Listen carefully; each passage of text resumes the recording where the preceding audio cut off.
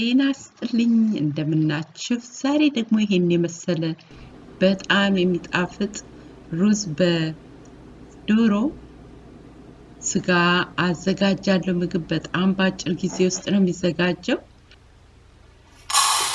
መጀመሪያ አንድ ብርጭቆ ሩዝ በሁለት ብርጭቆ ውሃ በሩዝ ማብሰያ ውስጥ ጨምራለሁ። በላዩ ላይ ጨመርኩት ጨውና ትንሽ ዘይት ነው። ይሄንን ኩክ እያደረኩ ያለው አሁን ከጎኑ ደግሞ ዶሮዬን ሩዙን ማባያ አዘጋጃለሁ። እንደምታዩት ዘይት ወደ 2 የሾርባ ማንኪያ ያህል ጨመርኩ። ሽንኩርቴን ቀይ ሽንኩርትን የተጠቀምኩት ሳይበስል ዶሮውን ቆራርጬ የዶሮ መላላጫ ነው ዛሬ የምጠቀመው። የዶሮ መላላጫ ነው። እሱን ከተፍ ያደረኩት አርጌ ያጠብኩት አለ። እሱን ጨምርና ከሽንኩርቱ ጋር አብሬ ነው የምጠብሰው። ይሄ እንዳልኳችሁ በአጭር ጊዜ ድክም ብሏችሁ ከስራ ስትመጡ ከታትፋችሁ ያስቀመጣችሁ ከሆነ በቃ ሞቅ ሞቅ አድርጋችሁ የምታቀርቡት ነው። ዋና ዶሮ በሰል ማለት ነው። በጣም በአጭር ጊዜ ውስጥ የሚደርስ ምግብ ነው። ልጆቻችን ደግሞ ይወዱታል። በተለይ ትንሽ ስፓይሲ የሆነ ምግብ የሚወዱ ልጆች ከሆኑ አሁን ይሄ የባርቢኪው ሶስ ነው፣ ግን ለየት ያለ የባርቢኪው ሶስ ነው። ግን በዚህ አጋጣሚ የፈለግነውን ሶስ መጨመር እንችላለን፣ የምንወደውን ማለት ነው። ቤተሰባችንን ይሄንን ስለወደድኩት ይሄን ጨምሬያለሁ። በላዩ ላይ ጨው ጨመርኩኝ።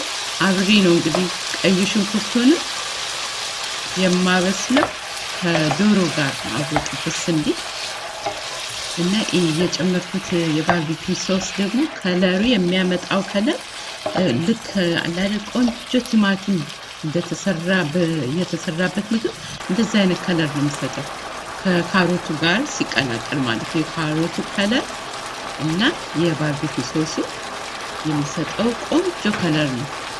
እና ፍሬሽ የሆነ ካሮት እንደዚህ ስላይስ አድርጌ ጨምርበታለሁ። ካሮት ለአይናችን በጣም ጠቃሚ ምግብ ነው። ይሄ ምግብ እንግዲህ ፈጥኖ ደራሽ የምላቸው ምግቦች አሉ።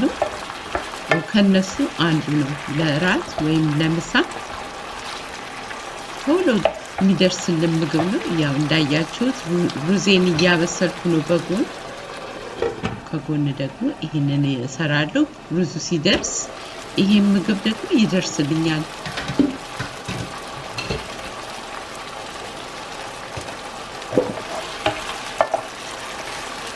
አሁን ትንሽ ብቻ ማብሰል ነው። ሌላ ነገር ብዙም አያስፈልገውም። ቀላል ነው። ሬሲፒ ብዙ ግራ የሚያጋባ ነገር የለውም። ደስ የሚለው ነገር ይሄ ነው። በትንሽ ነገር ጨማምረን የሚጣፍጥ ማድረግ እንችላለን።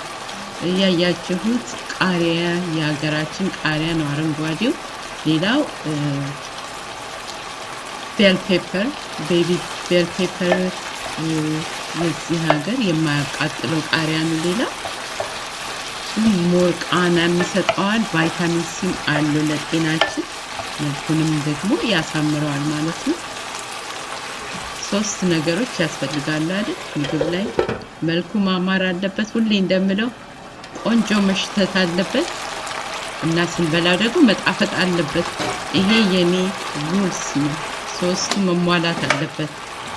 ሽታው ሲያዩት ማማር አለበት እና ሲቀመስ ደግሞ መጣፈጥ አለበት።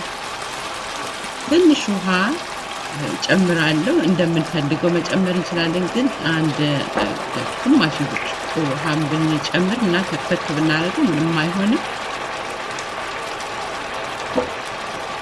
የምጨምረው ደግሞ የነጭ ሽንኩርት ዱቄት ነው፣ ጋርሊክ ፓውደር። ለቃናውን ብቻ ሳይሆን ለጤናም ቆንጆ ነው። ሁሌም እንደምለው ጋርሊክ በምንም አይነት መንገድ መጨመር ጥሩ ነው፣ ለጤና ቆንጆ ነው። ውሃውን ደግሞ ጨመር ያደርግነው መልሶ ይመጣዋል። ትንሽ ውሃ ደግሞ ቢኖረው ጥሩ ነው። ሩዛችን ላይ ስናደርገው ሩዙ ከውሃው ትንሽ ወሰድ እንዲያደርግ ማለት ነው።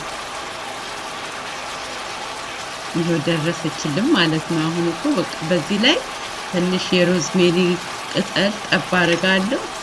መልክ ይሄ አስፈላጊ አይደለም ግን ግሪን ኦኒየን አረንጓዴ ሽንኩርት የሚባለውን መጨመር እንችላለን ግን እሱ ቢጨመርም ብዙም ለውጥ አያመጣም።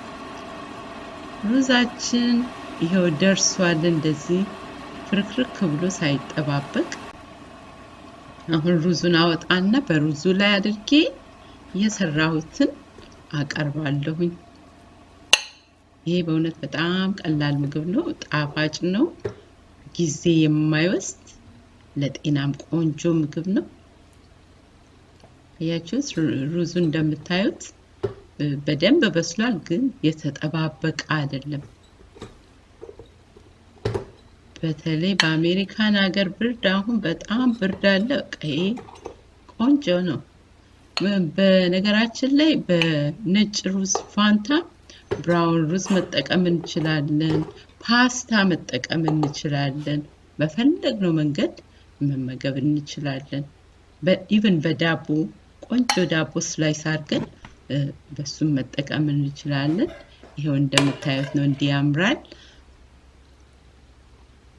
ስጋውን ደግሞ የቆረጥኩት እንዴት ነው ሳሳ አድርጌ እንደ ስኩዌርም አድርጌ ነውና ቶሎ ለመብሰልም ነው ሲታይም ደግሞ ያምራል።